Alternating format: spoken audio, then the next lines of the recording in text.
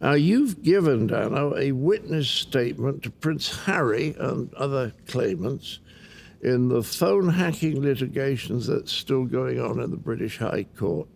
Now, you came over to do this kind of thing. You came over from the dark side. Tell me about why. Well, there was a couple of things that, I don't know whether it was a victim, but I became, where they started interviewing me right after a good friend of mine had died from suicide. And I started feeling, well, is this what happens to people, that I, give them the information, Because you didn't actually give them the information. You simply gave them a way of getting the information. But I started really realizing, that there was better ways to use my skills.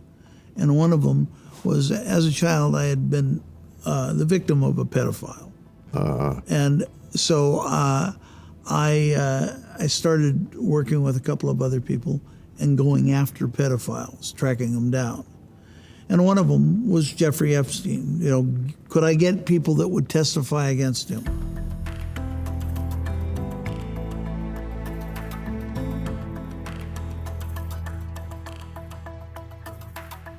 So really, there were two elements to you coming over from the dark side. One was a long-standing one of wanting to try and reveal who were pedophiles, and the other one was a realization when it happened to you of how unpleasant it was and how disturbing, and you decided you didn't want to be part of helping people to do that again. Yeah. And it changes you when you start. Well, you have a completely different point of view and a different set of emotions as a result. When you get empathy for the other person, you certainly go, oh my God, is that what I'm doing? Yeah. Well, maybe empathy is the thing that the British newspapers... They have no empathy. I know, but maybe they could find somebody who could teach them to be just a little bit less awful. Thank you, Danno. You're welcome.